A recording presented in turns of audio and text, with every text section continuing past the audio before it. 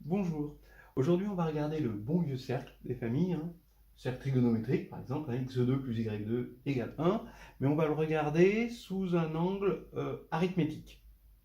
Voilà, on va lui porter un regard d'arithméticien. Voilà, alors d'abord, qu'est-ce que c'est que le cercle sous un regard habituel? C'est sous un regard d'analyste. C'est-à-dire qu'on part de x2 plus y2 égale 1 et on paramétrise, si on veut paramétriser cette équation, on paramétrise par les fonctions analytiques cosinus et sinus.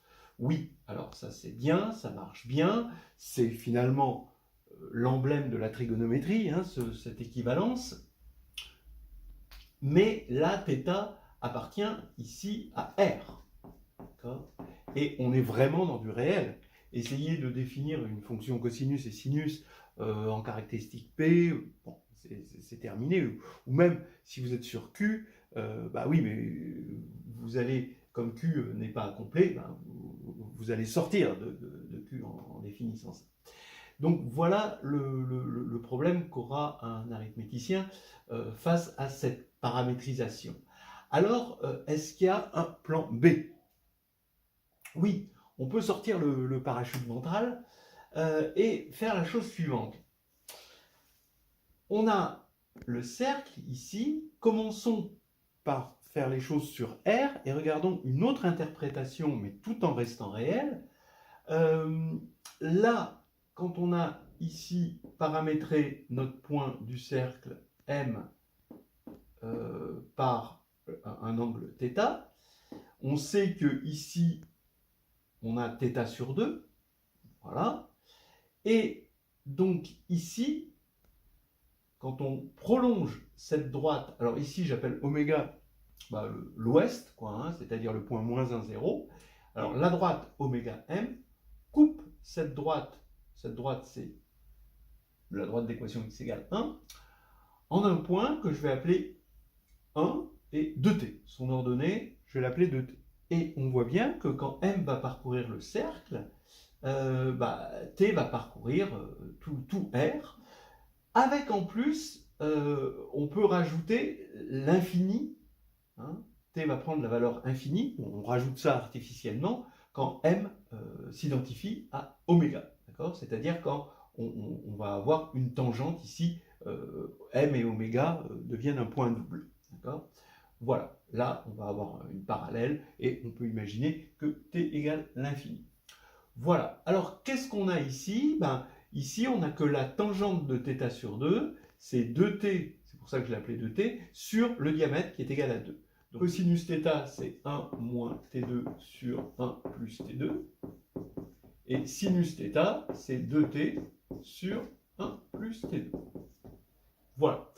Donc, on se rend compte maintenant qu'on a une nouvelle paramétrisation, toujours avec t dans R, et on se rend compte que cette paramétrisation continuerait à avoir un sens, pourrait avoir un sens, sur n'importe quel corps, voilà, à condition quand même que moins 1 ne soit pas un carré.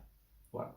Alors regardez bien, il se trouve qu'ici on a fait une démonstration trigonométrique, donc elle n'est pas valable dans un corps quelconque, même où moins 1 serait un carré. Donc on va retrouver dans un autre corps tel que moins 1 n'appartient pas à k étoile 2, d'accord, on va retrouver cette même paramétrisation par une autre méthode, parce que cette méthode n'est pas valable dans un corps quelconque. Évidemment, elle est trigonométrique.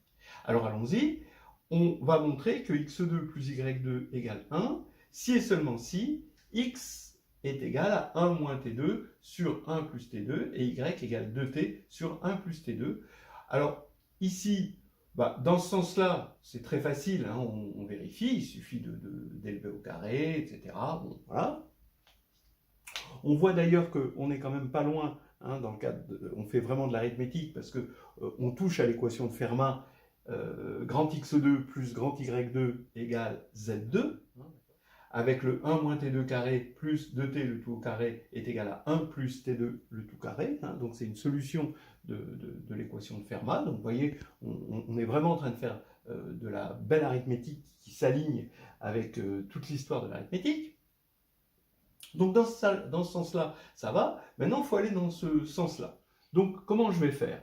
L'idée, c'est que tout point du plan, d'accord, appartient à une droite passant par oméga. Il suffit de prendre un point du plan et puis de tracer la droite M oméga. Si le point, on l'appelle M. Voilà. Donc maintenant, on va regarder le faisceau de droite autour de oméga et on va l'intersecter avec le cercle. Maintenant, comment paramétrer ce faisceau de droite?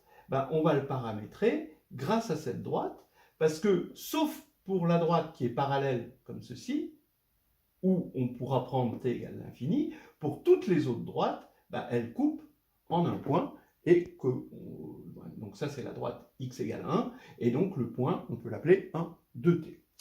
Voilà donc l'histoire. Alors maintenant, il faut mettre tout ça, toute cette idée en équation. M, il appartient à la droite oméga, celui-ci on peut l'appeler n indice t, d'accord? Donc, alors cette droite, quelle est son équation? C'est facile, elle passe par oméga qui a pour coordonnée moins 1, 0, et elle a pour pente t, d'accord? Donc ici, ça fait yt égale t facteur de xt plus 1. Pas plus difficile que ça. Et mt est sur le cercle. Voilà. Et on est sûr, hein, comme je vous ai dit, comme le faisceau de droite il balaye tout le plan, eh bien on est sûr de tomber sur tout le cercle, à condition évidemment qu'on rajoute le point oméga. Donc il faut résoudre ce système. Donc ici, je vais reporter y dans cette équation-là, et je vais avoir, c'est facile, hein, quand je reporte y là-dedans, le terme en xt carré, ça va être 1 ici plus t2 là. Le terme en xt, ça va être, on va avoir t2 et on va avoir le 2 du double produit, ici, de t2 xt, et ensuite je vais avoir le terme sans xt, je vais avoir t2 ici, moins 1, parce que je passe le 1 de l'autre côté. Voilà. Et je dois résoudre cette équation pour avoir xt. Mais, c'est là que c'est intéressant, je ne résous pas une équation du second degré. Alors d'abord, est-ce que c'est bien une équation du second degré? Oui, parce que 1 plus t2 est différent de 0, à cause de cette condition que j'ai posée. Maintenant, cette équation a déjà une solution dans K. Pourquoi? Parce que oméga est solution. Il est sur la droite, et il est aussi, d'accord, il est sur la droite oméga nt, et il est aussi sur le cercle. Donc, on a déjà une racine évidente. Et la racine évidente, c'est xt égale moins 1. Vous pouvez le vérifier. Donc, l'autre racine, qu'est-ce que ça va être? On sait que le produit des racines, c'est t2 moins 1 sur 1 plus t2. Je rappelle qu'il est non nul. Donc ça fait xt égale 1 moins t2 sur 1 plus t2. Et ce qui nous fait yt, c'est très facile à calculer, 2t sur 1 plus t2. Voilà. Hein. Alors, donc je rajoute que t appartient à k union infini. Je rajoute l'infini dans la famille, parce que de toute façon, qu'est-ce que c'est k union infini? C'est rien d'autre que ce qu'on appelle la droite projective sur K. C'est-à-dire, finalement, l'ensemble des droites vectorielles du plan, et par un petit transport de structure, c'est le faisceau de droite autour de oméga. Voilà. Alors maintenant, juste, donc on a démontré ça. Alors avec donc t qui parcourt K union l'infini, si on se permet l'infini, et si on se dans ce cas-là, on rajoute oméga. Et le cas où moins 1 appartiendrait à k étoile 2, donc si jamais moins 1 était un carré, comment modifier ça? Si moins 1 est un carré, on va avoir une équation du premier degré au moment où t va prendre la valeur que j'appelle i ou moins i. C'est-à-dire que si t est un carré, c'est qu'il y a une racine, et donc il y en a une seconde. Si on est en caractéristique 2, elles vont être confondues. Bon, et je vais les appeler plus ou moins i. Et là, dans ce cas-là, si t égale plus ou moins i, ça va faire 0, et ça ne va pas être nul. D'accord? Donc on va bien avoir une équation du premier degré, et donc il n'y a qu'une seule solution dans un corps, et la seule solution, évidemment, c'est oméga. Donc il n'y a pas de deuxième solution. Hein, voilà.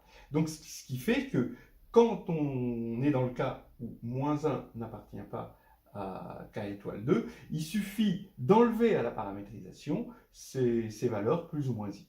Donc voilà l'histoire. Vous pouvez la retrouver d'ailleurs sur le carnet de voyage en algébrie, le chapitre 3, hein, sur les groupes, parce qu'on est en train de regarder finalement rien d'autre que le groupe SO2 sur le corps K. Et maintenant qu'on a la paramétrisation rationnelle du cercle, on va pouvoir regarder le cercle sur Q. On va regarder un Q-cercle, un Q sur les rationnels. Alors quand on dit paramétrisation rationnelle, c'est une fraction rationnelle. En plus, ça va être rationnel parce que t va être rationnel. Voilà. Et en fait, on a deux paramétrisations rationnelles du cercle maintenant. On en a une en prenant t rationnel, mais on en a une aussi parce que Q s'injecte dans R. Et maintenant, on va faire un petit exercice que je trouve ravissant. On va regarder, on va comparer, on va regarder la compatibilité entre ces deux paramétrisations.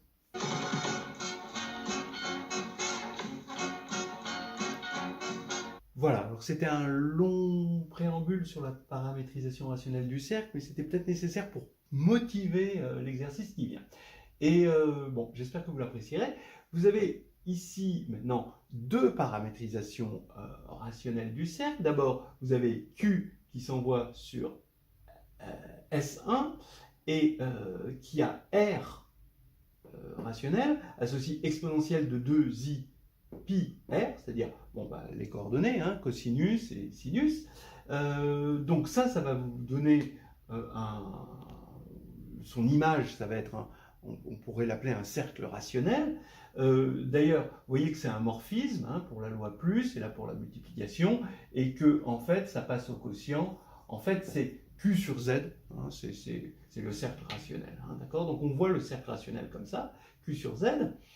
Et l'autre paramétrisation, qui est générale à pas mal de corps, cette fois-ci, comme on l'a vu, où Q union infini, on peut rajouter l'infini, qui s'envoie dans S1, où T s'envoie vers 1 moins T2 sur 1 plus T2, et 2T pour l'ordonnée sur 1 plus T2. Voilà. Eh bien, on peut se demander, ces deux paramétrisations, ça va donner deux cercles rationnels. Voilà. Et qu'est-ce qu'ils ont en commun? Est-ce qu'ils sont égaux? Est-ce qu'ils sont différents? Et qu'est-ce qu'ils ont en commun? Et en fait, l'exercice, c'est le suivant. Il faut montrer que les deux images, hein, donc c'est les deux prétendants cercles rationnels, hein, n'ont pour intersection que les 4 points cardinaux du cercle trigonométrique. Bon, on va le dire autrement. Donc, on regarde cette image. Au lieu de la regarder dans C, on le regarde dans R2. Hein, donc, ça va être cosinus de pi R, sinus de pi R. Et on veut que ça coïncide avec ça. Ça, ce sont les points du cercle. Donc là, là, on est bien dans le cercle réel, mais intersecté avec Q2. Donc, on veut que ça appartienne à Q2, pour que ce soit sous cette forme-là. Et ça va appartenir à Q2, si et seulement si ça correspond aux 4 points cardinaux. Alors, ce que j'appelle les points cardinaux, hein, c'est l'Est, l'Ouest, le Nord et le Sud. Hein, c'est-à-dire, alors, 0, qui va donner le point 1, 0, plus ou moins un quart, qui va donner les points 0, 1 et 0, moins 1, et un demi qui donne le point moins 1, 0. Voilà. Et R, bien sûr, étant vu modulo Z, on a dit qu'on quotientait ici par Z pour rendre la chose injective ici. Donc, voilà, il faut montrer cette équivalence. Bon, alors d'abord, dans ce sens-là, c'est une évidence, mais il faut montrer dans ce sens-là. Et là, regardez, c'est là que vont apparaître les entiers de Gauss et leurs propriétés de factorialité.